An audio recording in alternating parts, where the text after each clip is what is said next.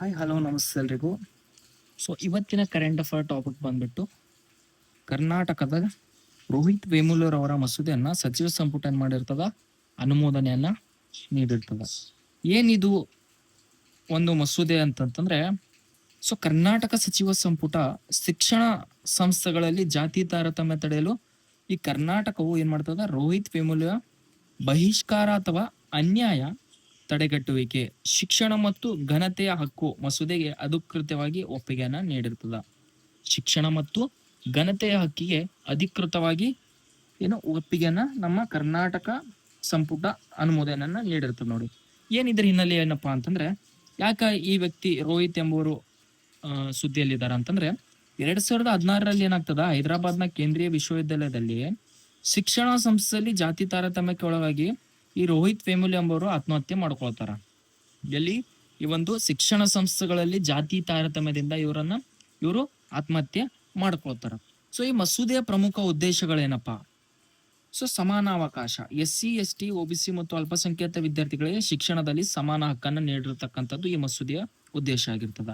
ಮತ್ತೆ ಜಾತಿ, ಲಿಂಗ, ವರ್ಗದ ಆಧಾರದ ಮೇಲೆ ನಡೆಯುವ ಶೈಕ್ಷಣಿಕ ಬಹಿಷ್ಕಾರವನ್ನ ನಿಷೇಧಿಸುವುದು, ಭಯಮುಕ್ತ ಮತ್ತು ಗೌರವಯುತ ಶೈಕ್ಷಣಿಕ ವಾತಾವರಣವನ್ನು ನಿರ್ಮಾಣ ಮಾಡ್ತಕ್ಕಂಥದ್ದೇ ಈ ಒಂದು ಮಸೂದೆಯ ಉದ್ದೇಶವಾಗಿರ್ತದ. ಮಸೂದೆಯ ಪ್ರಮುಖ ಅಂಶಗಳು. ಈ ಕಾಯ್ದೆ ಕೇವಲ ದೈಹಿಕ ಹಿಂಸೆ ದೈಹಿಕವಲ್ಲದೆ ಮಾನಸಿಕ ಕಿರುಕುಳವನ್ನು ಕೂಡ ಏನ್ ಮಾಡ್ತಾರ, ಮತ್ತು ಶೈಕ್ಷಣಿಕ ಬಹಿಷ್ಕಾರವನ್ನು ಸಹ ಒಳಗೊಂಡಿರ್ತದೆ ನೋಡಿ. ಕೇವಲ ನೀವು ಇದರ ಮೇಲೆ ಈ ಒಬ್ಬ ಶಿಕ್ಷಣ ಸಂಸ್ಥೆಗಳಲ್ಲಿ ಒಬ್ಬ ವ್ಯಕ್ತಿಯನ್ನ ನೀವು ದೈಹಿಕವಾಗಿ ಹಲ್ಲೆ ಮಾಡದ ಅಷ್ಟೇ ಅಲ್ಲದೆ ಮಾನಸಿಕ ಕಿರುಕುಳ ಮತ್ತು ಶೈಕ್ಷಣಿಕ ಬಹಿಷ್ಕಾರವೂ ಕೂಡ ಇದು ಒಳಗೊಂಡಿರ್ತದೆ ನೋಡಿ. ಓಕೆ. ಪ್ರವೇಶಾತಿಯು ಕೇವಲ ಅರ್ಹತಾ ಪರೀಕ್ಷೆ ಅಂಕಗಳ ಮೇಲೆ ನಡೆಯಬೇಕು, ಸಾಮಾಜಿಕ ಹಿನ್ನೆಲೆ ಮೇಲಲ್ಲ. ಇಲ್ಲಿ ಪ್ರವೇಶಾತಿ ಯಾವ ರೀತಿ ಆಗ್ಬೇಕಪ್ಪ ಅಂತಂದ್ರೆ, ಅರ್ಹತಾ ಪರೀಕ್ಷೆ ಮೇಲೆ ಆಗಿರ್ಬೇಕೆ ಹೊರತು ಸಾಮಾಜಿಕ ಹಿನ್ನೆಲೆ ಮೇಲಲ್ಲ ಅಂತಂದು ಇದು ಪ್ರಮುಖ ಅಂಶ ಆಗಿರ್ತದ. ತಾರತಮ್ಯ ಎಸಗಲು ಪ್ರೇರೇಪಿಸುವ ಅಥವಾ ಸಹಾಯ ಮಾಡುವವರಿಗೆ ಸಮಾನ ಶಿಕ್ಷೆ ವಿಧಿಸಲಾಗ್ತದ. ಓಕೆ. ಈ ಕೃತ್ಯವನ್ನು ಸಂಜ್ಞೇಯ ಕಾಗ್ನಿಸಬಲ್ ಮತ್ತು ಜಾಮೀನು ರಹಿತ ಅಪರಾಧವೆಂದು ಪರಿಗಣಿಸಲಾಗುತ್ತದೆ.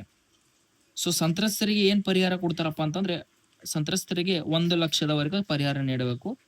ಸಂಸ್ಥೆಗಳ ವಿರುದ್ಧ ಕ್ರಮ, ನಿಯಮ ಉಲ್ಲಂಘಿಸತಕ್ಕಂತಹ ಕಾಲೇಜುಗಳಿಗೆ ಮತ್ತು ಸರ್ಕಾರ ನೀಡುವ ಆರ್ಥಿಕ ಅನುದಾನವನ್ನು ರದ್ದುಗೊಳಿಸ್ತಾರೆ ನೋಡಿ. ಮೊದಲ ಬಾರಿಗೆ ಈ ಒಂದು ಕೃತ್ಯವನ್ನು ಎಸಗಿದ್ರೆ 1 ವರ್ಷ ಜೈಲು, 10,000 ರೂಪಾಯಿ ದಂಡ ಇರ್ತದ. 2ನೇ ಬಾರಿ ವಹಿಸಿದ್ರೆ 3 ವರ್ಷ ಜೈಲು, 1 ಲಕ್ಷ ರೂಪಾಯಿವರೆಗೂ ದಂಡ ಇರ್ತದೆ. ಈ ಮಸೂದೆಗೆ ಸಂಬಂಧಪಟ್ಟಂತ ಒಂದು ಕ್ವಶನ್ ನೋಡೋಣ ಬನ್ನಿ. ಕರ್ನಾಟಕ ರೋಹಿತ್ ವೇಮುಲ ಬಹಿಷ್ಕಾರ ಮತ್ತು ಅನ್ಯಾಯ ತಡೆಗಟ್ಟುವಿಕೆ ಮಸೂದೆಯ ಕುರಿತು ಈ ಕೆಳಗಿನ ಹೇಳಿಕೆಗಳನ್ನ ಗಮನಿಸ್ರಿ. ಇದು ಕೇವಲ ಸರ್ಕಾರಿ ಶಿಕ್ಷಣ ಸಂಸ್ಥೆಗಳಿಗೆ ಮಾತ್ರ ಅನ್ವಯಿಸುತ್ತದೆ. ಈ ಕಾಯ್ದೆಯಡಿ ಅಪರಾಧವು ಕಾಗ್ನಿಸಬಲ್ ಮತ್ತು ಸಂಜ್ಞೇಯ ಮತ್ತು ಜಾಮೀನು ರಹಿತವಾಗಿದೆ. ರೈಟ್. ಆರೋಪಿಯು ಸಂತ್ರಸ್ತರಿಗೆ, ವಿದ್ಯಾರ್ಥಿಗಳಿಗೆ ಗರಿಷ್ಠ 5 ಲಕ್ಷದವರೆಗೆ, ಗರಿಷ್ಠ ಅಂದ್ರೂ 1 ಲಕ್ಷವರೆಗೂ ಹೋಗ್ತಾರಂತಂದು ಇಲ್ಲಿ ಕೊಟ್ಟಿದ್ದಾರೆ. ಓಕೆ. ಈ ಮೇಲಿನ ಯಾವ ಹೇಳಿಕೆ ತಪ್ಪಾಗಿದೆ ಅಂತ ಕೇಳಿದ್ರೆ, 2ನೇದು ಕರೆಕ್ಟ್ ಇದೆ. ಇದು ಕರೆಕ್ಟ್ ಇದೆ, ಇದು ಕರೆಕ್ಟ್ ಇದೆ. 1 ಮತ್ತು 3 ತಪ್ಪಿದೆ ನೋಡಿ. ಓಕೆ. 1 ಮತ್ತು 3 ಈ ಒಂದು ಕ್ವಶನ್ಗೆ ಆನ್ಸರ್ ಆಗಿರ್ತದ. ತಪ್ಪಾಗಿರ್ತಕ್ಕಂಥ ಹೇಳಿಕೆ ಕೇಳಿದ್ಮೇಲೆ 3 ತಪ್ಪಿದೆ.